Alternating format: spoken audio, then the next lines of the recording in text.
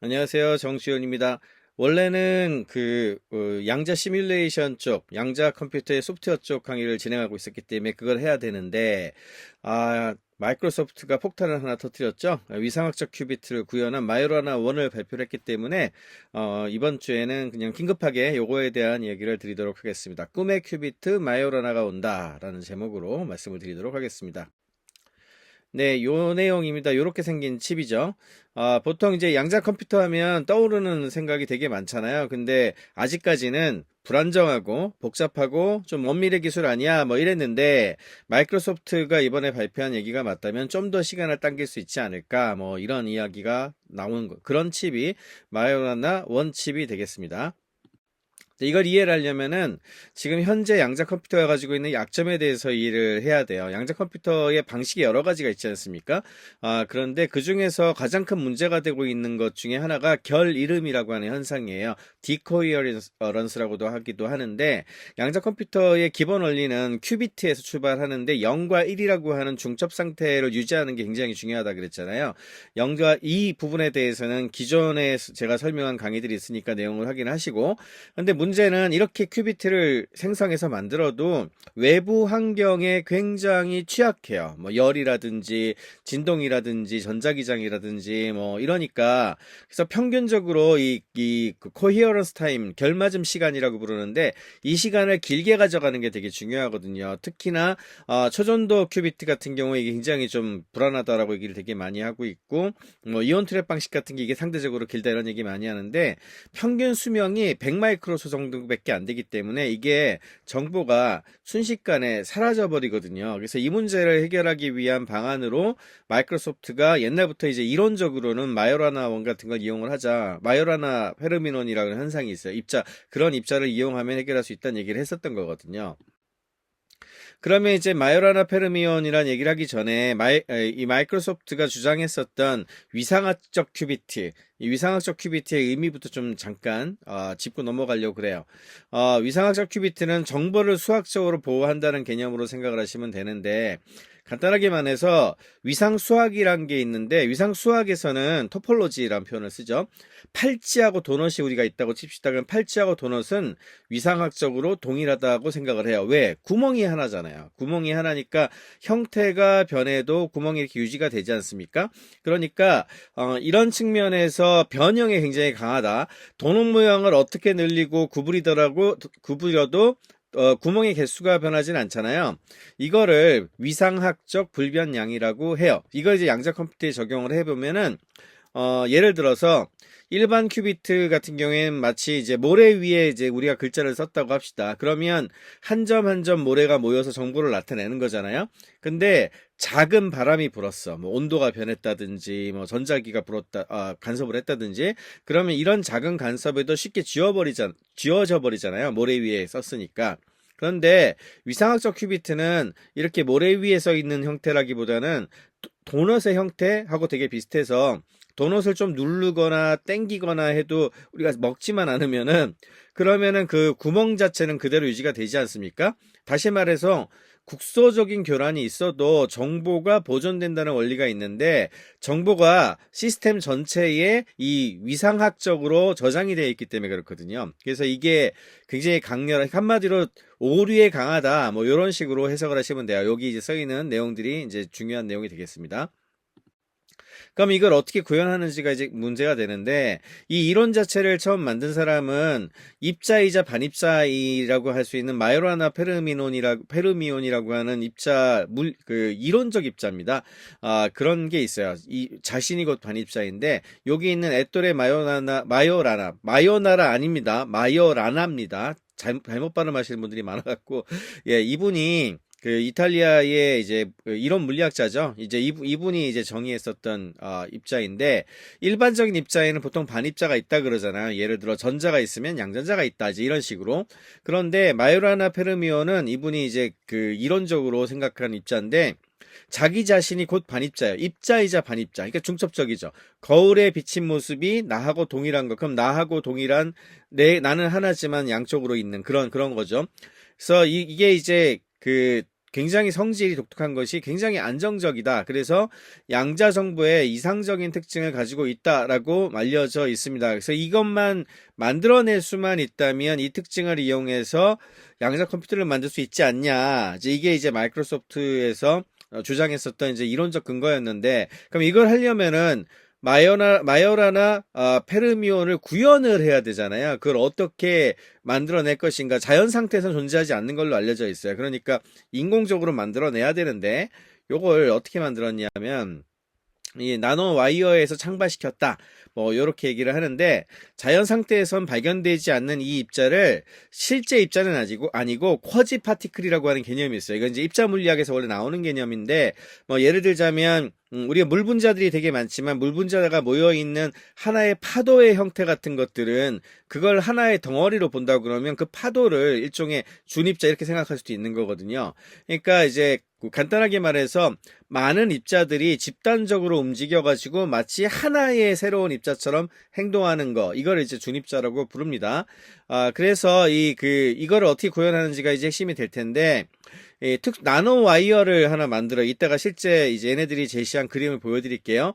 여기에 그 자기장을 걸어주게 되면 이 집단적 전자 상태가 만들어져서 이 마요라나 페르미온과 동일한 성질의 준입자가 나타난다라고 알려져 있습니다. 이제 이렇게 구현을 했다고 얘기를 해요. 그러니까 실제 입자는 아니고 유사 입자고요.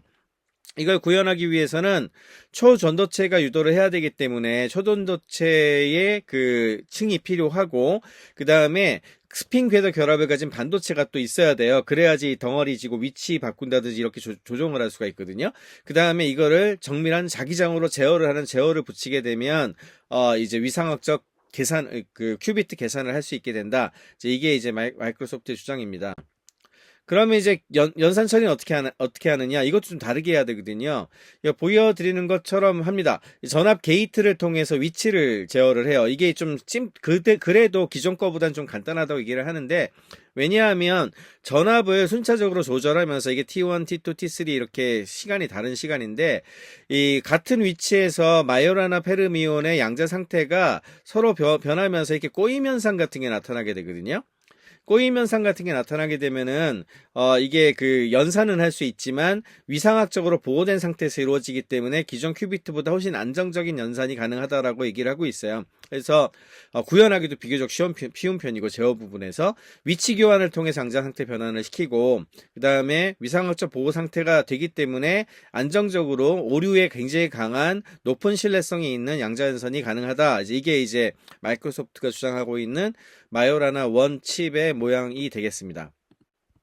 실제 구현한 그 칩은 이제 이렇게 생겼다라고 하는데, 정확히는 모르겠어요. 근데 이제 그 칩의 형태를 보면은 대략 알 수가 있는 게, 여기 파란색 원으로 되어 있는 요 부분 있잖아요. 이게 주요 양자 장치가 여기 구현되어 있는 나노 와이어라든지 뭐 위상학적 초전도체 구현된 게 다 이 안에 있는 것으로 추정이 되고 있고, 여기 제어할 수 있는 어떤 그런 라인들 같아요.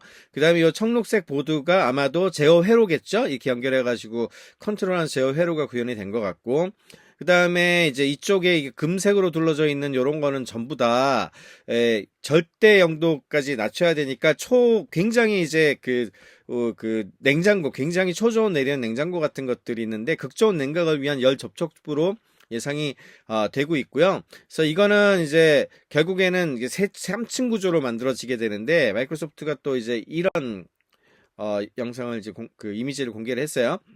보면은 이 최상단에 여기가 초전도체입니다. 전기저항의 영입물질로 전류가 완벽하게 흐르는 초전도체 와이어가 하나 있어야 돼요. 이제 초전도체를 그냥 절대 영도까지 낮춰가지고 그 와이어만 사실 영도로 낮추면 됩니다. 그 다음에 이제 토퍼 컨덕터라고 하는 층이 가운데 이렇게 있죠. 이건 이제 특별한 상태가 형성되는 건데, 슈퍼 컨덕터, 이게 밑에부터 얘기를 해야 되겠네요. 밑에 이제 반도체 층이 있는데, 반도체 층에서는 전자의 밀도를 정밀하게 제어를 해요. 근데 이 두 개를 접합을 시키면은 이 가운데에 토퍼 컨덕터라고 하는 층이 형성이 되는데, 이게 위상학적으로 보호된 새로운 물질 상태라고 주장을 하고 있어요. 그래서 이 세 층이 하나의 양자 물질처럼 작동하기 위해서는 세 가지 조건이 필요하다고 얘기를 하고 있는데, 굉장히 낮은 온도, 정밀하게 제어될 수 있는 자기장 제어를 되게 잘해야 되니까. 그래서 컨트롤 할 수 있는 어떤 그 유닛이 이제 있는 거죠.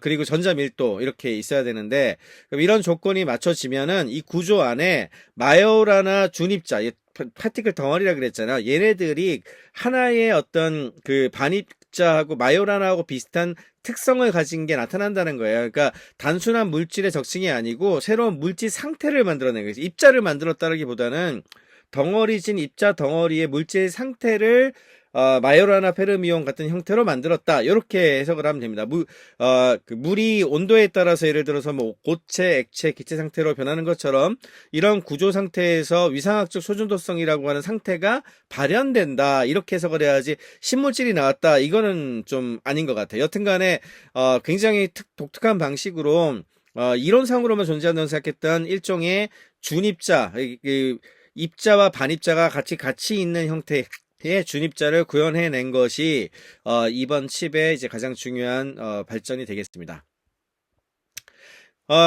그 상업적으로 봤을 때는 이게 왜 중요하다고 보냐 하면 현재 양자 컴퓨터가 가지고 있는 도전 과제가 꽤 많아요. 지금 현재 리게티 컴퓨팅이나 IBM이나 구글 등은 초전도식 그 방식으로 만들고 있잖아요. 초전도 큐비트는 큐비트 하나하나가 제가 이제 초전도 큐비트나 양자 컴퓨터 어떻게 구현되는가 강의를 설명드린 적이 있는데 그때도 단점으로 말씀드렸는데 큐비트 하나를 만드는데 넓은 공간을 필요로 하거든요. 그러면 하나가 크면 마치 옛날에 진공관 가지고 컴퓨터 만들 때 덩치가 컸잖아요. 그러니까 얘가 커질 수밖에 없는 거야. 기본 한 큐빗이 커. 한 큐빗이 커니까 100만 개쯤 하면 너무 커질 거 아니에요. 이게 제어도 만만치가 않은 거고 이게 좀 단점이고 이온 트랩 같은 경우에는 이온 수가 늘어나게 되면 레이저로 얘가 제어를 하거든요. 레이저 이것도 이제 제가 어떻게 구현하는지에 대한 강의 한 게 있으니까 설명을 보시고 이온 수가 증가를 하면 레이저로 제어하는 제어 복잡도가 급증을 해서 지금 아이온큐가 64 이제 로지컬 큐빅 AC 샵 AC 64라고 부르는 거를 이제 올해 이제 내놓을 거로 생각을 하는데 수백 큐빗으로 늘리는데 만만치 않은 어떤 도전 과제가 있다는 게 이런 제어 복잡도가 이제 급증을 하기 때문에 그렇고요. 그리고 뭐 광학 방식 같은 경우에도 광학 소자를 미세화해야 되는데 이게 대규모로 미세화하는 게 이게 만만치 않습니다.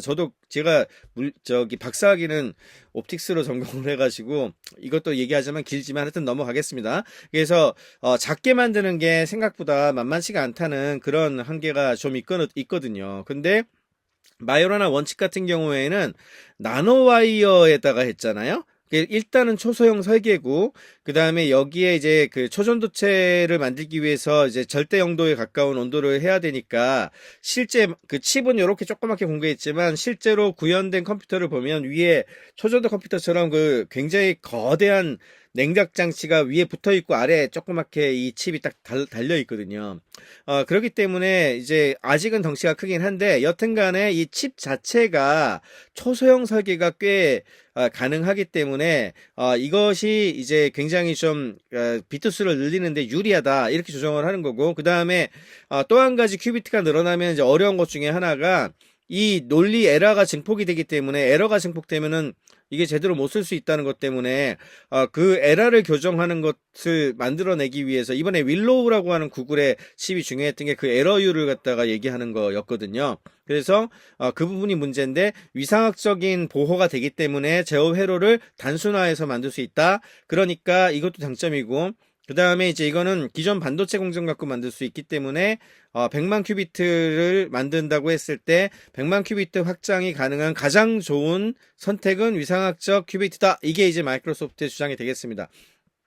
물론 이렇게 만들지는 않을 거예요. 왜냐하면 지금은 조그맣게 이렇게 보여줬지만 사실은 진짜 크거든요. 이것도 초전도체 써야 되고 그러니까 상온으로 만들 수 있는 것도 아니고 이제 광학 같은 경우에는 지금 상온으로 할 수 있다고 알려져 있고 최근에 뜨고 있는 중성원자 컴퓨터나 이런 것들 같은 경우에도 또 새로운 방식으로 더 잘 될 수 있다고 얘기하고 있는 거라서 확실한 거는 이게 뭐 대단하긴 한데 이게 다 뒤집어 엎을 거야 뭐 이 정도는 아니다. 좀 더 지켜봐야 된다. 근데 중요한 것은 이렇게 좋은 어떤 새로운 이론들이 막 경쟁을 하면 AI가 그랬듯이 퀀텀 컴퓨터도 생각보다 되게 빠르게 발전할 것 같아요.